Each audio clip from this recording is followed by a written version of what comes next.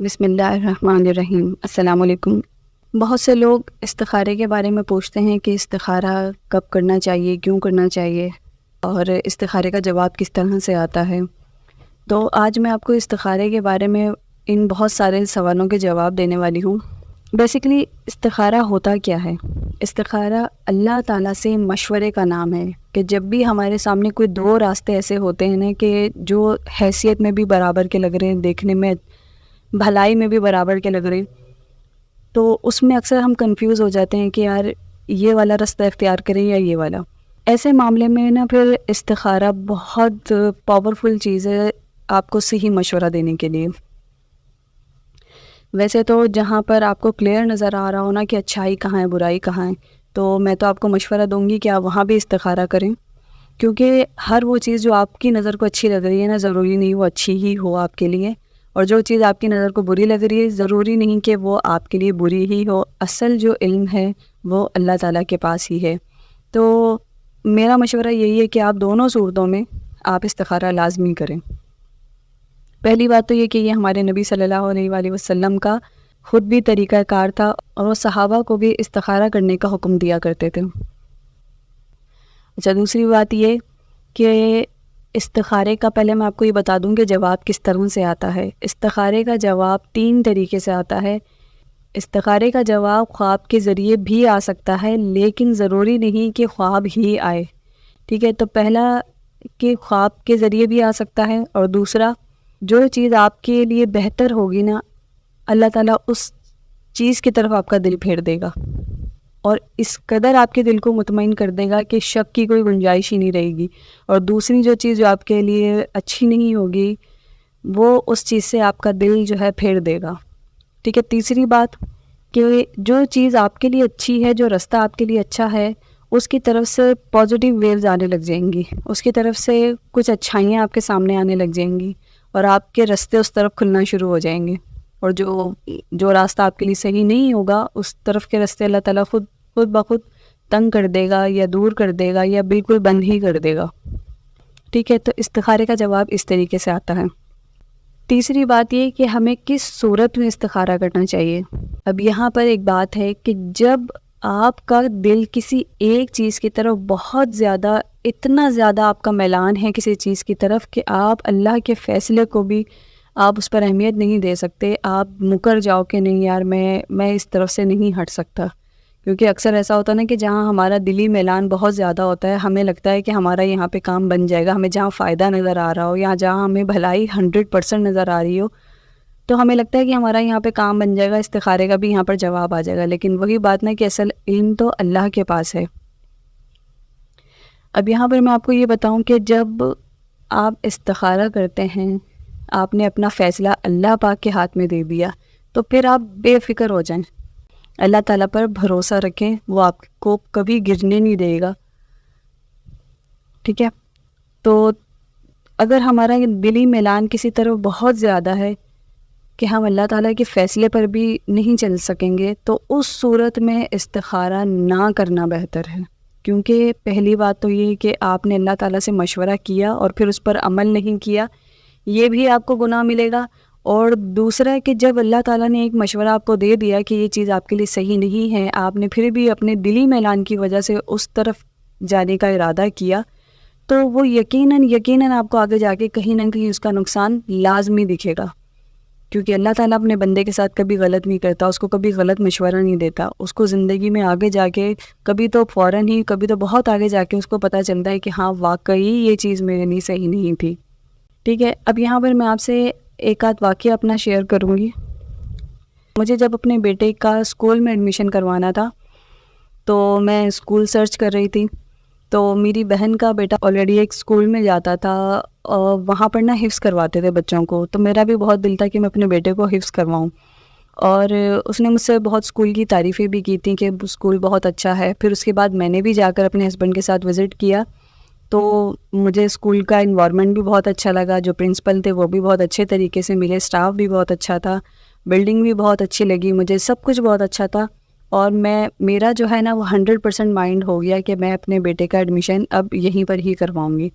لیکن چونکہ اللہ تعالیٰ کا یہ احسان ہے میرے پر، میرے ساتھ کچھ واقعات اس طرح کے ہوئے استخارہ کرنے کے بعد کہ اللہ تعالیٰ کے میں نے بڑے معجزات دیکھے اپنے ساتھ، تو اس لیے میں عادتاً اپنی زندگی میں نے استخارے کو شامل کیا ہے کہ ایک طرف مجھے چاہے 100% بھی بھلائی نظر آ رہی ہو، میں لازمی استخارہ کرتی ہوں. تو عادتاً میں نے استخارہ کیا اور مجھے یہی شیورٹی تھی کہ استخارہ جو ہے بہت اچھا آئے گا میرا.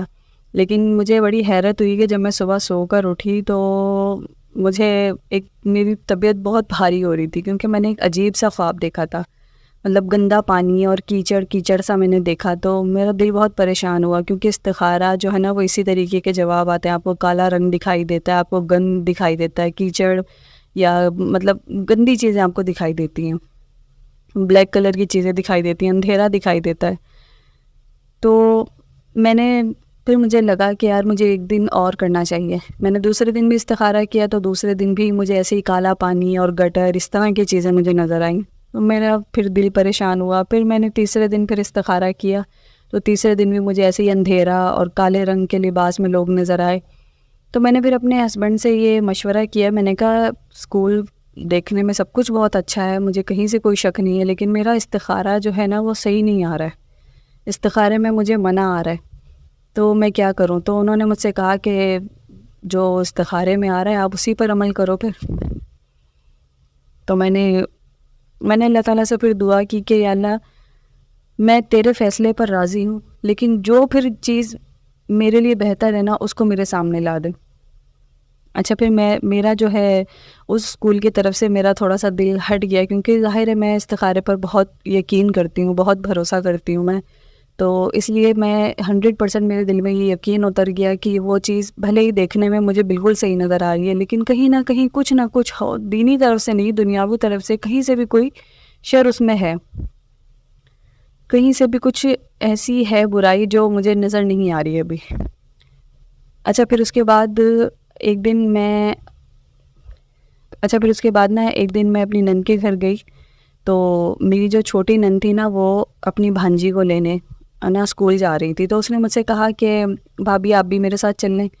اتفاق کی بات تھی، حالانکہ اس سے پہلے بھی میں کبھی نہیں گئی اس طرح اتفاقاً، اور اس کے بعد بھی آج تک میں کبھی نہیں گئی اس کے اسکول. لیکن جب اللہ تعالیٰ نے کچھ آپ کو دکھانا ہو یا کچھ آپ کی نظر سے گزروانا ہو نا، تو وہ پھر اس طرح کے اتفاقیہ معاملات بھی ہو جاتے ہیں. تو میں جب اس کو اسکول لینے گئی نا تو ہم لوگ رکشے میں تھے، تو سامنے ایک اسکول کا بینر مجھے لگا ہوا نظر آیا. میں نام نہیں لوں گی کیونکہ کچھ سیکیورٹی ایشوز ہوتے ہیں.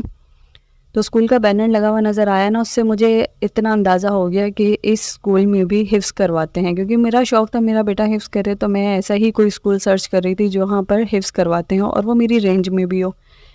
تو میں نے جب اس کے نیچے ایڈریس دیکھا تو وہ ایڈریس بھی اسی گلی کا تھا جہاں پر میرے بھانجی کا جو اسکول تھا نا، جہاں استخارے میں میرا منع آ رہا تھا، اسی گلی کے مطلب سٹارٹ میں وہ اسکول تھا.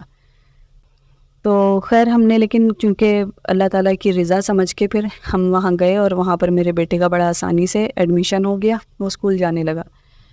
جب آپ اللہ تعالیٰ پر بھروسہ کر کے کوئی بھی قدم اٹھاتے ہو نا، اپنی کسی بھی چیز کو آپ بالکل سائڈ پر رکھ کر اللہ تعالیٰ کے فیصلے پر راضی ہو جاتے ہو نا، تو اللہ تعالیٰ آپ کا ساتھ بھی دیتا ہے اور آپ کو آگے دکھا بھی دیتا ہے کہ اس چیز میں کیا شر تھا اور اس میں کیا خیر تھی. اچھا اتفاق سے پھر ہوا یہ کہ کچھ ٹائم کے بعد نا میرے ہسبینڈ کی جاب چھوٹ گئی. جب ان کی جاب چھوٹی تو شروع میں تو حالات تھوڑے ٹھیک رہے، لیکن آہستہ آہستہ ہمارے حالات تنگ ہونا شروع ہو گئے. پھر میرا بیٹا جب اسکول سے واپس آتا تھا نا تو اس کو تقریباً 2 سے 2.5 گھنٹے لگتے تھے اسکول سے واپس آنے میں، اتنا دور تھا اسکول. تو کچھ معاملات اس طرح کے ہوئے، میری ساس کی طبیعت خراب ہوئی، تو جس وجہ سے ہمیں اس علاقے کو چھوڑنا پڑا، وہاں سے سوئچ کرنا پڑا، اور ہم ایک نئے علاقے میں جا کر، ایک نئی سوسائٹی میں جا کر ہم شفٹ ہو گئے. اب یہاں پر جو مجھے خیر ملی نا، وہ میں آپ سے اب یہاں پر شیئر کرنے لگی ہوں کہ مجھے جو استخارے میں جو خیر تھی نا، میں آپ کو وہ یہاں پر بتاؤں گی. کہ جب ہم نے دوسری جگہ پر اپنا گھر شفٹ کیا تو وہاں پر 5 منٹ کی واکنگ ڈسٹینس پہ نا ایک اسکول تھا جو اسی مہینے بند ہوا تھا جس مہینے ہم اس علاقے میں شفٹ ہوئے، اور اس کی جگہ اس اسکول کی برانچ کھلی جس اسکول میں میرا بیٹا جاتا تھا. جس اسکول میں میرا بیٹا جاتا تھا اسی کی برانچ اس جگہ پر کھلی جو ہمارے گھر سے صرف 5 منٹ کی واکنگ ڈسٹینس پہ تھا. تو مجھے بڑی خوشی ہوئی یہ سن کر بھی کہ میرا بیٹا جو 2-2.5 گھنٹے بعد گھر پر آتا تھا وہ 5 منٹ کے بعد آ جائے گا. اور دوسرا فائدہ جو ہمیں ہوا کہ جب بھی جب ہم نے گھر شفٹ کیا تو وہ گھر ہمارا اس علاقے سے اتنا دور تھا کہ جس برانچ میں جس اسکول میں میرا بیٹا جا رہا تھا اس میں ہمیں بھیجنا میرے لیے پاسبل نہیں تھا، کیونکہ وہ بہت دور پڑ رہا تھا. میرا بیٹا بہت چھوٹا تھا تو میں یہ رسک نہیں لے سکتی تھی کہ میں اپنے اتنے چھوٹے سے بیٹے کو میں اتنی دور بھیجوں. تو وہ ہمیں بہت زیادہ دور پڑ رہا تھا. اگر اس اسکول کی برانچ مجھے نہیں ملتی یہاں پر تو مجھے یقیناً نیو ایڈمیشن کروانا پڑتا، اور چونکہ میرے ہسبینڈ کی جاب نہیں تھی تو نیو ایڈمیشن کے جو اخراجات ہوتے ہیں وہ اویل کرنا بھی میرے بس میں نہ ہوتا. تو یہ 2 فائدے جو مجھے نظر آئے کہ ایک تو اس اسکول کی برانچ بھی اللہ تعالیٰ نے میرے قریب کر دی، اور دوسرا میرا بیٹا جو 2-2.5 گھنٹے کے بعد آتا تھا وہ 5 منٹ میں گھر پر آنے لگ گیا. تو یہ مجھے جو نظر آیا کہ ٹھیک ہے اس اسکول میں کوئی برائی نہیں تھی، لیکن اس اسکول میں کروانے کا فائدہ مجھے یہ ہوا کہ اس کی برانچ مجھے میرے گھر کے پاس مل گئی، جس کا مجھے آگے جا کے پھر بہت فائدہ ہوا. تو یہ ہوا استخارہ کرنے کا مجھے فائدہ.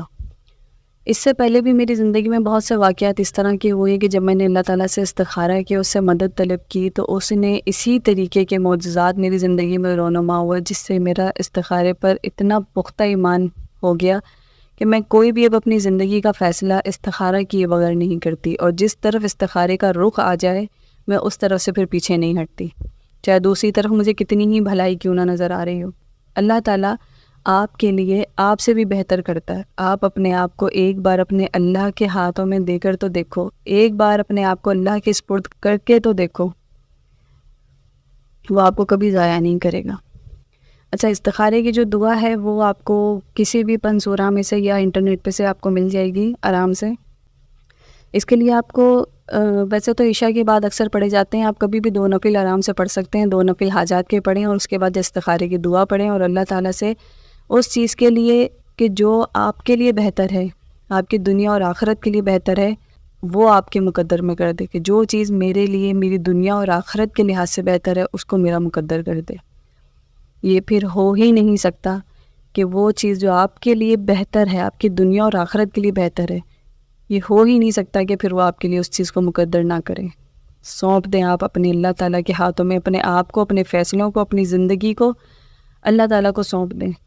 آپ کے کام دیکھیں اس طرح کے ہوں گے کہ آپ کو خود معجزات ہوتے نظر آئیں گے. ملتے ہیں انشاءاللہ اگلی ویڈیو میں، تب تک کے لیے اللہ حافظ.